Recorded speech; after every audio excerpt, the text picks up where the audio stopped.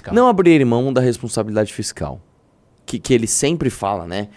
Esse nome bonito, responsabilidade fiscal. Agora você tá falando que você respeita, cara?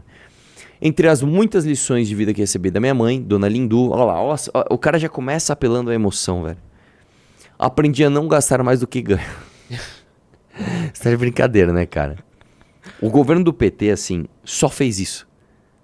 O histórico do governo do PT é: vamos gastar muito mais do que a gente ganha. E eles defendem isso abertamente. O dinheiro público tem que ser distribuído, tem que dar comida pro pobre, gasta, depois vê o que faz. Eles sempre vêm com esse discurso, né? É essa a responsabilidade que está nos permitindo ajudar a população do Rio Grande do Sul com recursos federais. Aprovamos uma reforma tributária que vai descomplicar a economia e reduzir o preço dos alimentos e produtos essenciais, inclusive a carne. Então, isso é pura propaganda, né? Porque a notícia que sai hoje é isso aqui.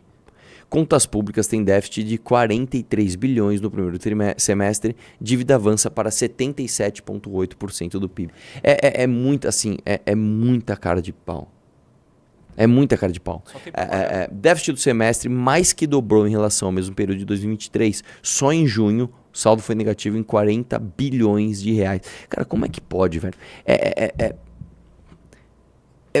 uma cara de pau, assim, é de uma disfarçatez tão grande. O cara apresenta um déficit, isso é número, isso não adianta você ter opinião sobre isso, o número é o número. Olha, 43 bilhões, nós gastamos mais do que a gente arrecadou, 43 bilhões. Aí ele faz um tweet: olha, minha mãe sempre me ensinou a não gastar mais do que eu ganho. E as pessoas, volta lá no tweet dele. Cadê? O tweet dele tá com 7 mil curtidas. Sim. Hoje é dia 28, deixa eu ver, esse tweet tem um dia.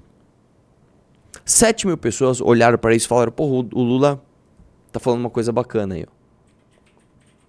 Cara, não tem muito o que comentar.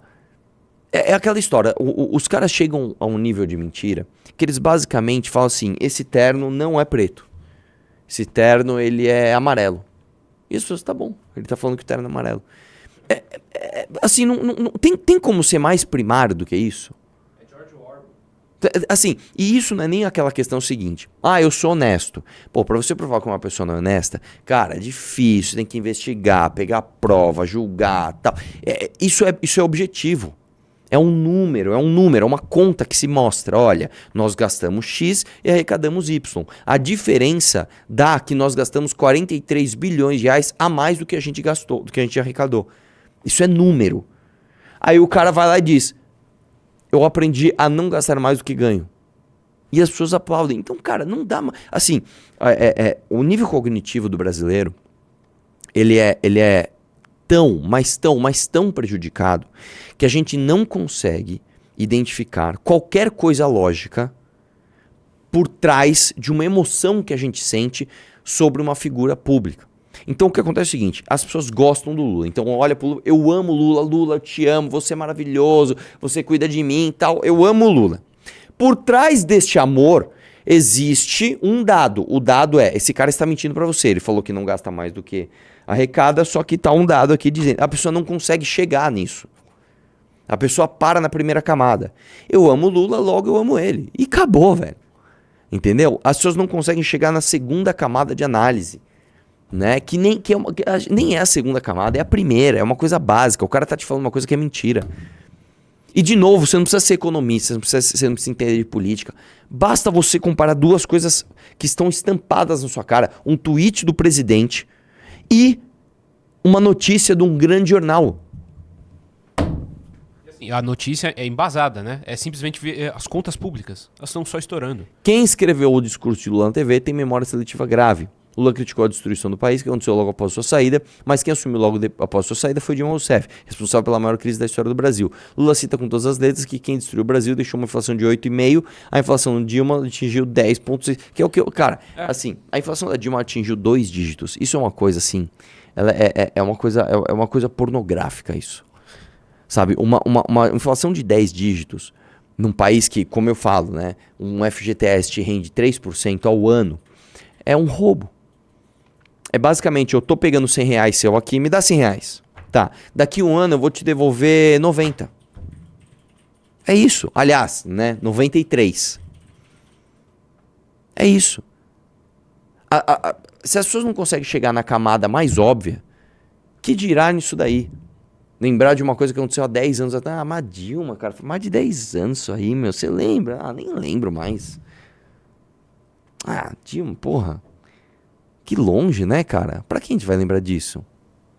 E assim, o discurso dele foi basicamente falando, eu não sei se você quer ver o discurso dele na íntegra pra... Não, mas pra vamos pôr refutar. uma parte, vamos reagir sim. Quer ver uma parte Vamos aqui lá. do discurso dele aqui? Então bora lá. Acabamos de completar 1 ano e meio de governo, graças a Deus e à confiança do povo, que nos ajudou a derrotar a tentativa de golpe de 8 de janeiro. É o bando de vovô. Não, e assim, cara, o que tentativa de tem golpe. a ver, cara? Que tanque que tava lá? Que, Não, assim, cara, vamos lá. Eu não acho que não seja uma tentativa de golpe. Se eu tentar te assassinar com uma faquinha de rocambole, sou burro, mas eu tô tentando. Né? Eu acho que os caras tentaram, mas não iam conseguir. Agora, assim, o que tem a ver, cara? Desculpa, você já tinha assumido no dia 8 de janeiro e quem deixou essas pessoas irem lá foi o Flávio Dino. Tá? Existe um documento que o Kim mostrou para todo mundo que mostrava que o Flávio Dino tinha ciência do que ia acontecer, né? Então, mas você deixou justamente porque era bom para narrativa. Aí num pronunciamento ele pega e cita isso daí. A democracia venceu. É hora de prestar contas a cada família brasileira. Vamos lá. Quando terminei o segundo mandato, há 14 anos, a economia crescia 7,5%. Pausa. Isso é verdade. Agora é o seguinte, existe uma... Eu vindo pra cá agora, eu tava assistindo o debate da Espectro Cinza com a Pietra, né? Que eu tinha assistido metade, só assisti a outra metade. Tem uma hora que a Glenda, ela manda muito bem, ela fala o seguinte, ela fala... não adianta você me trazer dados, né, os números, se você não entender o contexto daqueles dados e o que eles lhe dizem. Então tudo bem, a economia cresceu. Por quê? Vamos entender o que estava acontecendo nos governos do PT lá atrás. Nós tivemos um boom dos commodities. Isso é uma coisa que a gente fala muito e as pessoas esquecem, porque parece um nome complicado. O que é commodity? Commodity é basicamente uma coisa que tem valor para todo mundo. É um valor comum para todo mundo. Então, por exemplo, soja. Soja é um commodity. Soja, todo mundo entende que aquilo tem valor.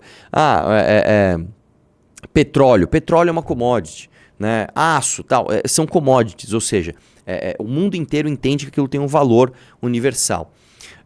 Houve um boom das commodities, por quê? Foi justamente no crescimento exponencial da China, principalmente no setor de construção civil, que os caras tinham uma demanda habitacional gigante, os caras começaram a comprar tudo de todo. E eu sei, porque nessa época a gente exportava sucata, cara. Então eu vendia sucata para a China, as coisas estavam bombando. O Brasil poderia ter aproveitado esse período para se tornar um país de primeiro mundo. Só que a gente decidiu cometer 2 erros. Primeiro, roubar pra caramba, acabando com a segurança jurídica do Brasil. Teve um escândalo de corrupção recorde no primeiro governo do PT, que foi o Mensalão, ele foi reeleito, e depois nós decidimos fazer uma das coisas mais burras que um país pode fazer, que foi basicamente o seguinte: a gente tinha uma dívida externa. Então o Brasil... Eu pedi dinheiro pro Drax aqui. Drax, me empresta R$1.000? Empresto. Quanto você vai me cobrar de juros? 1% ao ano. Pô, legal. Então, daqui 1 ano eu te pago R$1.000 mais 1%. Vamos pôr isso aqui. Tá bom. Não, eu não quero mais dever pro Draxis. Aí eu pego R$1.000 mais 1% do meu outro amigo, sei lá, do Renato, e pago o Draxis. Só que aí o Renato fala assim, eu quero um juros de 10% e um prazo menor. Foi isso que o Lula fez. Ele pagou a dívida externa com o dinheiro dos amigos banqueiros dele, e aí ele falou para todo mundo, pagamos a dívida externa. Só que ele endividou o Brasil internamente com mais juros e menos prazo. Entendeu? Isso foi uma das piores coisas que o Lula fez no governo dele. Tá? Vai lá. A geração de empregos, o salário e a renda das famílias aumentavam e a inflação caía.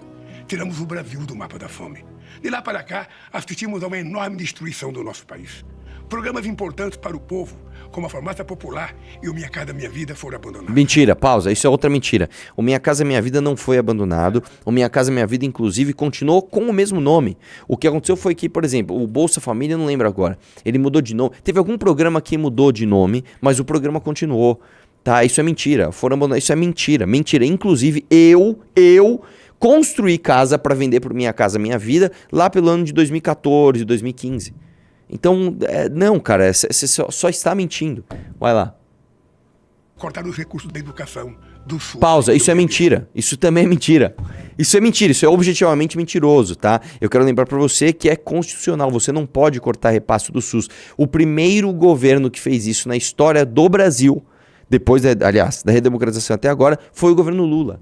E ó, foi o Minha Casa Minha Vida que mudou de... Ele só mudou de nome. Ah, para a Casa Verde e Amarela, Ele mudou para exatamente, Casa Verde e Amarela. exatamente. Eu sabia.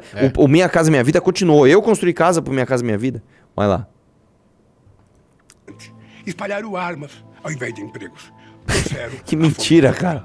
Deixaram a maior taxa de juros do planeta. A inflação disparou e atingiu 8,25%. Pausa. Tudo bem, 8,25 você está falando do governo Bolsonaro durante a pandemia. E a Dilma sem pandemia, que chegou a 10,2%. Hein? Explica. Esse aí você simplesmente não vai citar. Era um governo do PT, da mulher que você indicou. Vai lá. O Brasil era um país em ruínas. Diziam defender a família, mas deixaram milhões de famílias endividadas, empobrecidas e desprotegidas.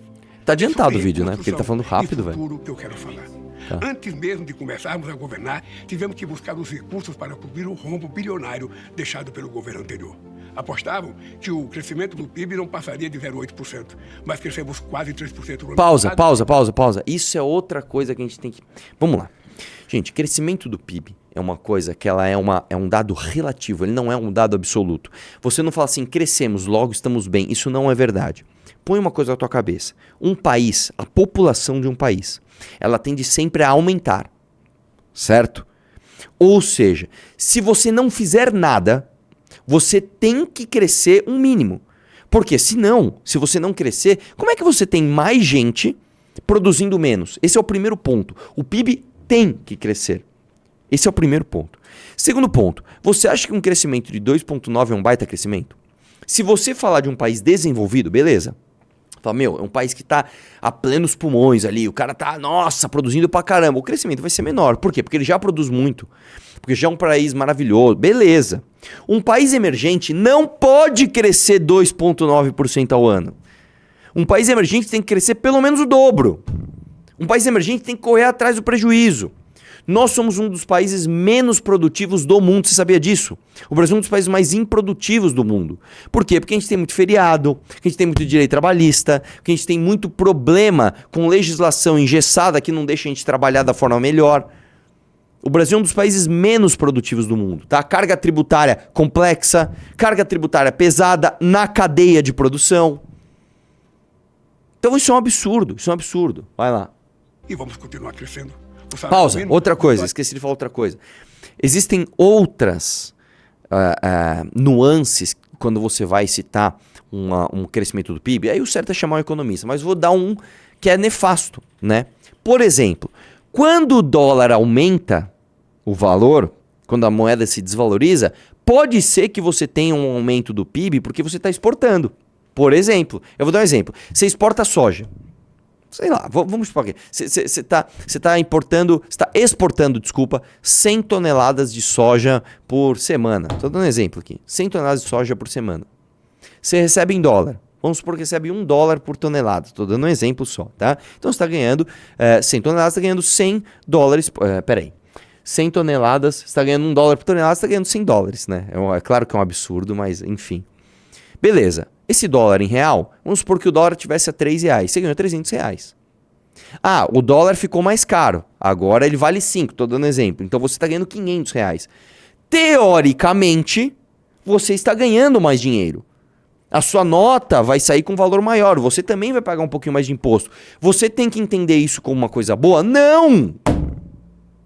Então, o crescimento do PIB, ele não pode ser analisado como um valor em si mesmo. Ah, já cresceu, então isso significa... Não necessariamente. Isso parece ser uma coisa boa, mas isso tem que ser quantificado. E você tem que identificar de onde vem esse crescimento. Entendeu? Isso é uma pegadinha que ninguém nem lembra. Vai lá. E outra coisa. O crescimento do governo Bolsonaro, fora a pandemia, foi maior do que esse. Sim. Foi maior do que esse. O governo Bolsonaro teve crescimento de 3,2, 3,5, se não me engano, né? Que também não é um grande crescimento. Ou seja, esse número, né? Ele usa porque, crescemos. Não, cara. Esse número tá ruim. Esse número tá ruim. Vai lá. Mas deixa eu só colocar. Ele fala do salário mínimo aqui, né? 3% no ano passado e vamos continuar crescendo. O salário mínimo voltou a ter aumento acima da inflação. Peraí, deixa eu só contextualizar aqui, ó. Isso aí foi o primeiro, né? O Lula primeiro. anuncia aumento de R$18 no salário mínimo e reajuste da isenção do IRPF. Vamos lá, isso aí na verdade foi no primeiro ano do Lula. Para ser justo com o Lula, no segundo ano dele, teve um aumento maior, não lembro agora do valor, mas teve um aumento maior.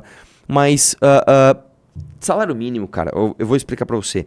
Não significa, você aumentar o salário mínimo acima da inflação, não significa necessariamente aumentar o poder de compra das pessoas. Por quê? E aí eu vou dizer uma outra armadilha econômica do Brasil. Quando você aumenta o salário mínimo, você aumenta uma série de coisas que estão atreladas ao salário mínimo. Por exemplo, os impostos de folha. Então isso não significa necessariamente uma coisa boa. Eu sou a favor de diminuir o salário mínimo e aumentar as gratificações por outros critérios. Por outros quesitos, principalmente de performance, por exemplo. Porque aí o cara ganha mais e paga menos imposto. Mas na cabeça de CLT deles... eles veem Exatamente. 18 Aumentou o salário mínimo. Ele 18 pensa no ponto, povo. 18 Que, aliás, a pergunta que eu sempre faço, quando o cara defende muito o salário mínimo, eu falo o seguinte. Por que a gente não dobra o salário mínimo? O salário mínimo não é uma coisa boa? Dobra o salário mínimo. Mas por que a gente não dobra? Por que a gente não faz com que o salário mínimo seja R$10.000? O pobre não merece ganhar R$10.000 por mês? Você destrói qualquer argumentação falando isso. Vai lá. E quase 90% das categorias profissionais tiveram aumento real de salário. Aprovamos a igualdade salarial entre mulheres e homens. Mais de 2 milhões... Não, isso é mentira. Isso é só mentira. Isso já existia, isso sempre existiu. Vai lá. 700 mil empregos formais foram criados. E a taxa de desemprego é a menor dos últimos 10 anos. Isentamos do imposto Pausa de renda... um pouquinho. É a menor dos últimos 10 anos? Vamos fazer uma conta besta? É a menor dos últimos 10 anos. Nós estamos em que ano? 2024. Menos 10, 2014. Quem era presidente em 2014? Então você está me dizendo o seguinte. Vamos olhar para trás. Tamo bem. Aqui nós estamos mal. Quando que você tá mal? Quando era Dilma? Então pronto, cara. Vai lá. Inclusive, o ponto mais baixo dessa série histórica é justamente aqui, ó, dados do IBGE. É 2014. Exato. Cara. Pois é. Ano bom, hein? Que ganha até 2 salários mínimos. 24 milhões de pessoas ficaram livres do pesadelo da fome. Isso é outra coisa, pausa. Desculpa, eu preciso ficar pausando porque não dá. A Janja falou isso na Olimpíada, né? O Brasil tirou 24 milhões de pessoas da fome. E o IBGE confirma isso. Eu duvido que esse número seja verdadeiro. Como eles fizeram? Não sei.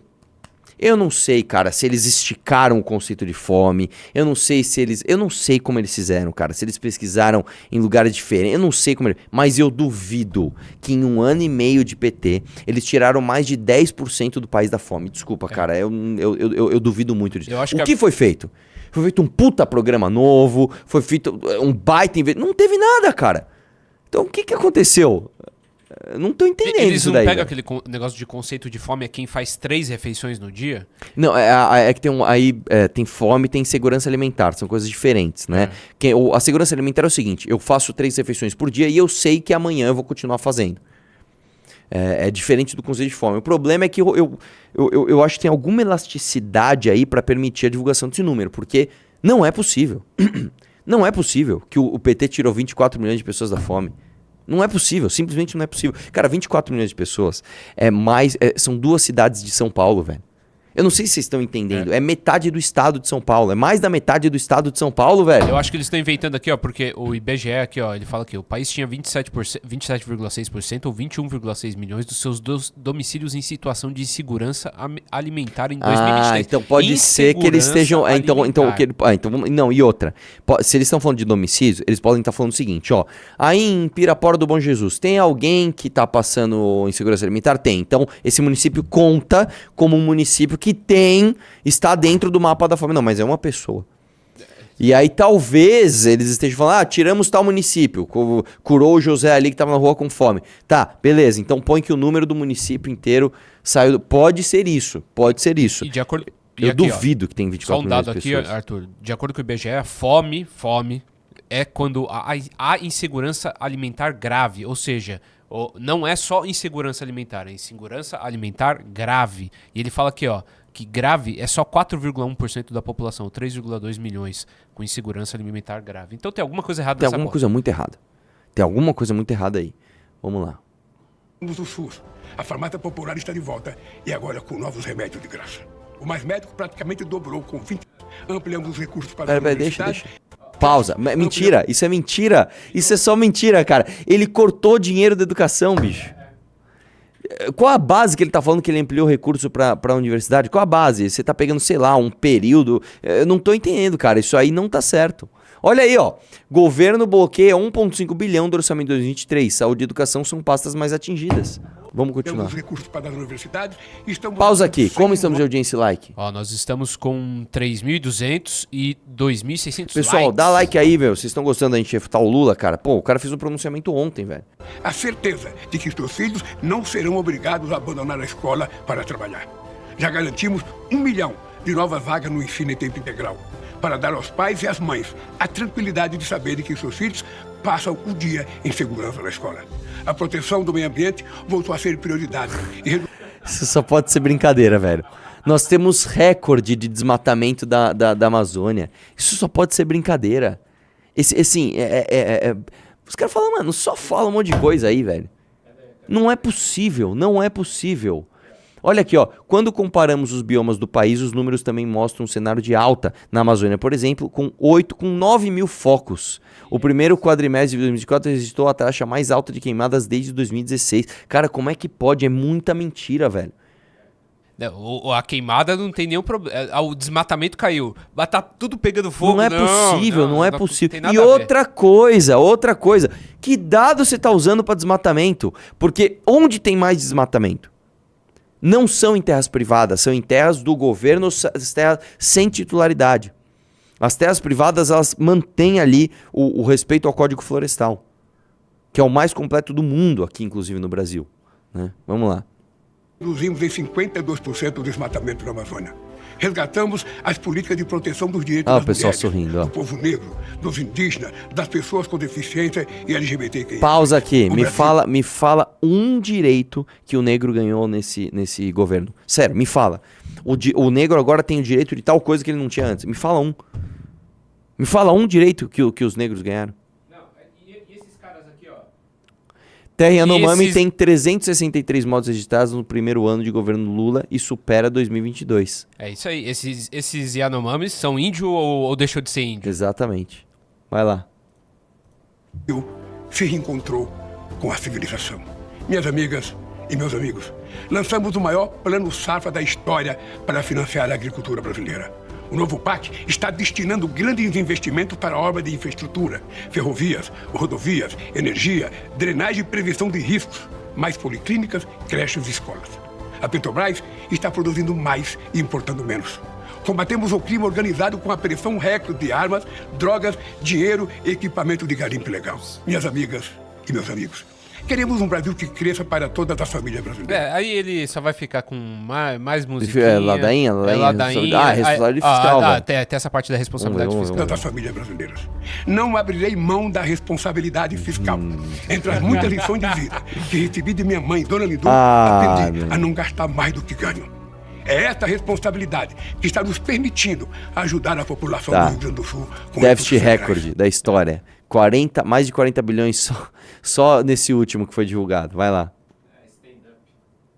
Aprovamos uma reforma tributária que vai descomplicar a economia e reduzir o preço dos alimentos e produtos essenciais, inclusive a carne. Depois de anos de estagnação, a indústria brasileira está voltando a ser o motor do desenvolvimento. Mentira. Com investimento recorde na indústria automobilística, de siderurgia, de alimentos e celulose. Isso significa mais empregos, salários e oportunidade para o nosso povo. Já temos uma das matrizes de energia mais limpas do mundo.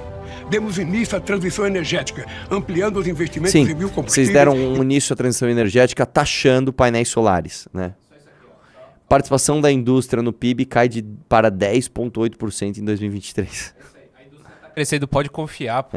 Olha lá. É isso aí, senhor Tutinho. Bora, assim, deixa eu só ver o finalzinho, deixa eu ver. Hidrogênio verde e geração de energia solar, eólica e de biomassa. Seremos uma potência mundial em geração de energia renovável e no enfrentamento à crise climática. Abrimos 163 novos mercados internacionais para nossos produtos. Nossas exportações bateram recordes. Nossa senhora. 163 novos mercados internacionais. Isso aqui eu vou chutar da onde ele tira, tá? Ele deve tirar o seguinte, ó, com a China a gente vende batata e beterraba. Agora nós vamos vender batata e beterraba roxa, sei lá. Ele inventa um nome para um novo produto e fala isso. Porque 163 novos mercados internacionais, você pensa o seguinte, o Brasil saiu negociando com 163 novos países, isso não é verdade, cara. Eu acho que se você pegar o número de países que o Brasil negocia, nem dá 163, né? Não sei, tem que perguntar pro Renato. Mas de onde ele tirou esse número, cara? O que significa esse número, né? Vai lá. O Brasil recuperou seu protagonismo no cenário mundial. Sim, pausa. O Brasil recuperou seu protagonismo, né? As declarações do Lula da guerra do Oriente Médio foram absolutamente desastrosas. Da guerra da Ucrânia foram mais desastrosas do que o meu áudio, porque ele é um presidente da República. Que protagonismo, cara? A gente hoje é piada internacional. A gente é motivo das pessoas terem medo de colocar o dinheiro aqui. Insegurança jurídica absurdamente gigante, né? Vamos lá. De todos os principais fóruns internacionais, o Brasil votou o mundo. E o mundo agora vai passar pelo Brasil. Em novembro, vamos sediar a reunião da cúpula do G20, o grupo das economias mais importantes do mundo. Vamos colocar no centro do debate internacional a aliança global contra a fome e a pobreza. Não podemos nos calar diante de um drama que afeta a vida de 733 milhões de homens, mulheres e crianças em todo o mundo. Para tornar o mundo mais justo, estamos levando para o G20 a proposta de taxação dos super ricos, que já conta com a adesão de vários países. Ano que vem, não deu certo vamos nenhum sediar a deles. reunião dos BRICS e receberemos a Conferência da ONU sobre Mudanças Climáticas, a COP30. Só blá blá blá dele. Põe só o finalzinho, só ver como ele finaliza. Em Belém. Finalzito. Chegou a hora de trazer mais um pra debate frente. sobre o futuro do planeta, a Mais, capacidade do nosso mais, garantir que os filhos mais. tenham uma boa... Para mim, governar é cuidar de milhões de Olha lá. famílias. É o que eu venho fazendo desde o início do meu governo. Hoje, o que falta ao mundo é Olha lá, paz, uma família solidariedade e feliz, humanismo. tal. Estamos prontos para dar o exemplo de que aqui no Brasil, a inclusão social, a fraternidade, o respeito e o amor são capazes de vencer o ódio. Boa sorte ao Brasil e ao povo brasileiro. Muito obrigado. Cê é louco, só platitude. Só, Pois é, cara. Só besterol.